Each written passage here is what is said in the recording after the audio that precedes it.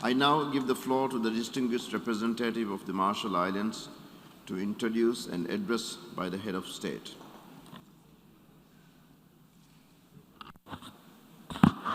Thank you, Mr. President. My small delegation warmly congratulates you on your election as President of the 76th session. Mr. President, I have the honor to introduce the statement of His Excellency David Kabua, President of the Republic of the Marshall Islands.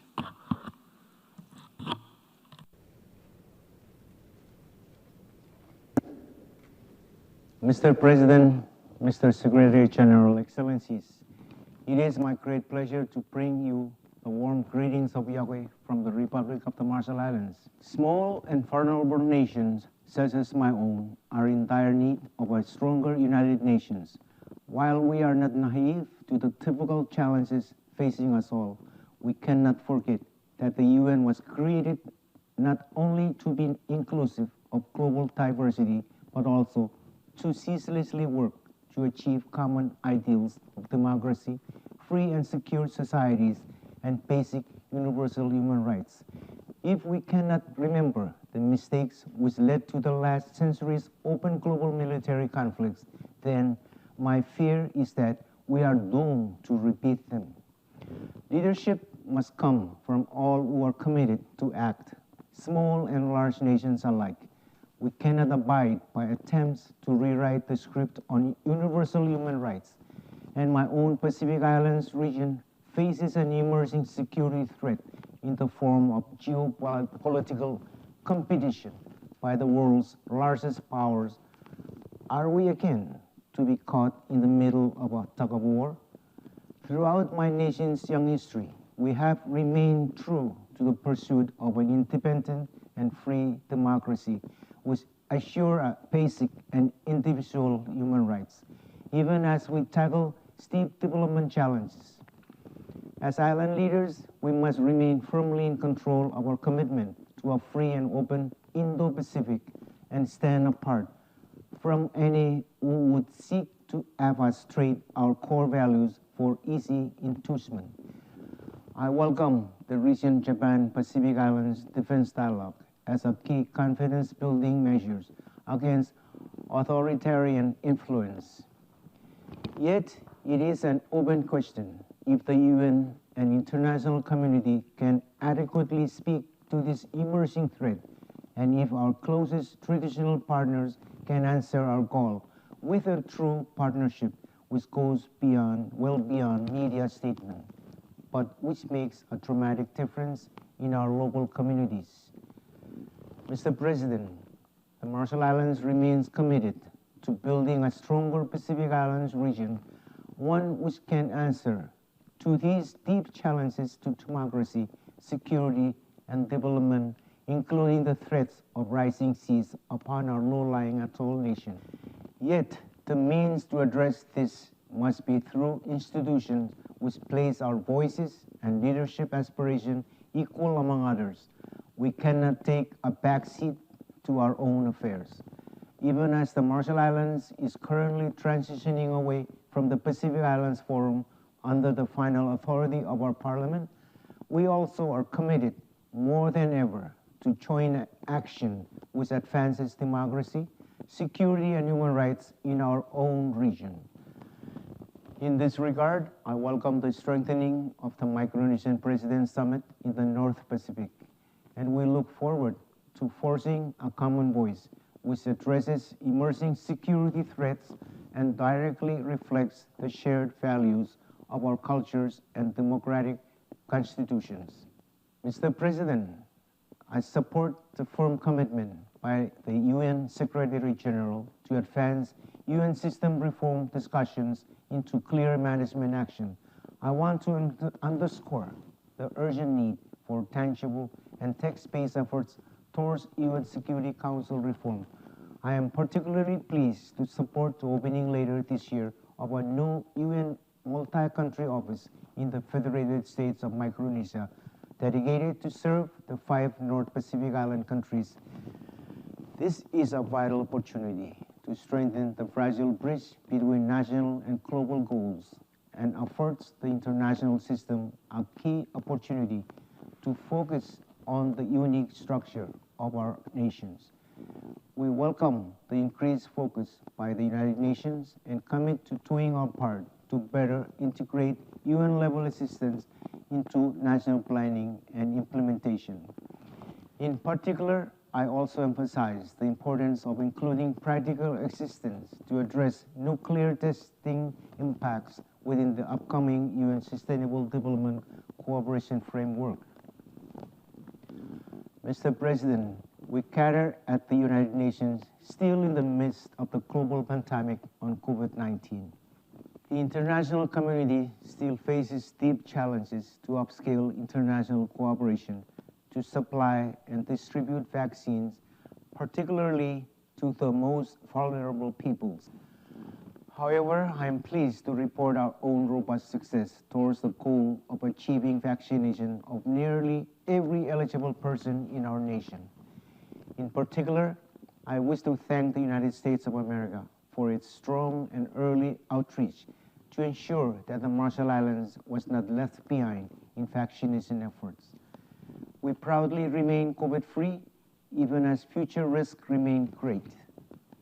However, our borders remain largely closed as we lack the full capacity to address the potential of even small outbreaks. While our core economic driver of fisheries is only starting to recover, our nation remains forced to cut back efforts in core development areas at a time when we clearly should have been moving forward. It is vital that the international system continue to strengthen efforts to social and economic impacts of COVID measures in small and remote island nations. Mr. President, climate change remains the greatest threat to the security and well-being of our region, especially to low-lying atoll nations like my own. We simply have no higher ground to seek. The tireless leadership of small island developing states and wider circles of partners makes clear that an overwhelming global majority demands the Paris Agreement must be delivered in action, not empty words. This year's conference of parties to the UNFCCC offers a vital opportunity for the world to make good on the promises of the Paris Agreement to raise ambition. We remain in support of the United Kingdom's leadership as host, no matter the challenges posed by the global pandemic. We have put forward our own commitment for stronger action, both on our own national commitments on emission and adaptation, as well as expectations for meaningful leadership by the international maritime sector for greater ambition. But we cannot act alone. This year is the moment to rebuild higher ambition, and the world, especially the most vulnerable, cannot afford failure to hold temperature rise to below 1.5 degrees Celsius. Earlier promises of stronger climate finance remain unfulfilled, and even if delivered, must be far more accessible to those most in need. As sea levels continue to rise unabated, there is now an immediate threshold between unfulfilled promises and meaningful action. A special rapporteur on climate change is needed to strengthen the focus on human rights lens on those most vulnerable. Where there are often no easy solutions, the world simply cannot delay climate ambition any further. Mr. President, the Republic of the Marshall Islands has our legacy roots as a strategic UN trusteeship, where despite our warnings at the time, 2 Trusteeship Council resolutions remain the only instance in history where any UN organ ever specifically authorized nuclear detonations. This was part of a wider nuclear weapons testing program of 67 atmospheric tests conducted by the United States as administering authority between 1946 and 1958, delivering the equivalent of 1.6 Hiroshima-sized shots every day for 12 years. The legacy of these tests remain a very contemporary threat in our waters, our land, and our bodies. We have recently formed a National Nuclear Commission to coordinate effective responses, and we continue to view these impacts through a human rights lens. Despite our commitment, we simply lack the capacity to fully address our local needs. We tirelessly underscore that no people or nation should ever have to bear a burden such as ours, and that no effort should be spared to move towards a world free of nuclear weapons and nuclear risk through any and all effective pathways. Mr. President, we welcome recent progress to restore the UN Ocean Summit, now planned for next year to be co-hosted by Kenya and Portugal. We look forward to our Ocean Summit next year, hosted by Palau. As a nation whose wider territory is 99% ocean, leadership is an undeniable priority. Global action on oceans cannot be limited only to piecemeal approaches. Far stronger political will is needed, and as large ocean nations, we are leading by example. Joined by our regional neighbors, we have defined our fixed maritime boundaries, even in the face of rising seas. We have worked with the parties to the Nauru Agreement to move the world towards fully traceable and sustainable tuna stocks. As the world's largest tuna port, we have led with our own national action to spur sharp progress on COVID vaccination for foreign fishing crews. Together with the Foreign Fisheries Agency, we remain committed as a region to ensuring basic minimum social and human rights standards for the crew, observers, and vessels which fish our waters and visit our ports. But this remains incomplete without the stronger commitment from distant water fishing nations, many of whom are also global superpowers. Human rights apply in the ocean without exception, just as much as they apply on land. Mr. President, more than 75 years after the Universal Declaration on Human Rights, the world remains at a loss to turn these aspirations into realities. There are many complex rights situations around the world which deserve more careful attention and diplomacy than generic approaches can afford. Yet far too often, nations seek to avoid accountability and try to hide behind political muscles or use sovereignty, colonial legacies, or development challenges as excuses for forced disappearances, extrajudicial killings, or to suppress basic political expression. This is simply not a win-win solution for anyone. On the basis of our own history and experience, we remain committed to ensuring the voices of the most vulnerable are better heard. The international community should have learned from far too many prior mistakes that politics must not cloud our judgment nor be a barrier to action. On Myanmar, the General Assembly has spoken loudly by adopting Resolution 75287 earlier this year with only one objection, urging the armed forces to halt lethal force and respect the free will of the people. In addition, the Marshall Islands is proud to have joined the cross-regional joint statements at the UN General Assembly and the Human Rights Council, expressing strong concern regarding human rights issues in the Xinjiang region of the People's Republic of China, as well as recent developments in Hong Kong. If a truly independent visit by the UN High Commissioner for Human Rights still remains on schedule, we would strongly encourage all available options to be pursued to deepen the HRC's analysis and assessment. Mr. President, the devastating global COVID pandemic demands collective actions from all countries, stakeholders, and peoples if we are to achieve a resilient recovery.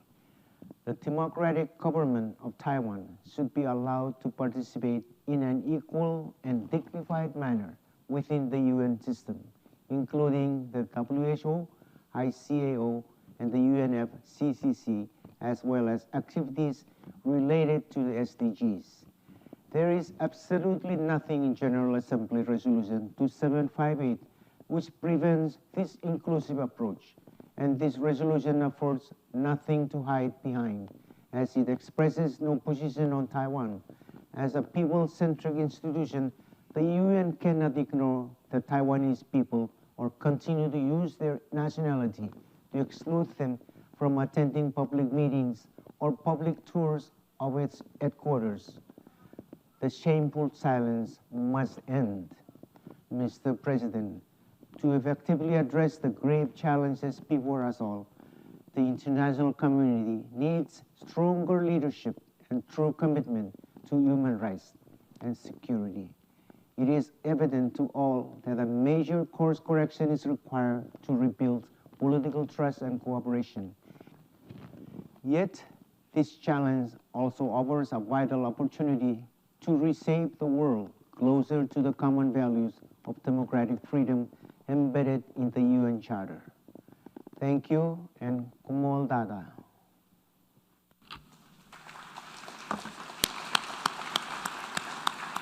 On behalf of the General Assembly, I wish to thank the President of the Republic of Marshall Islands for the statement just made.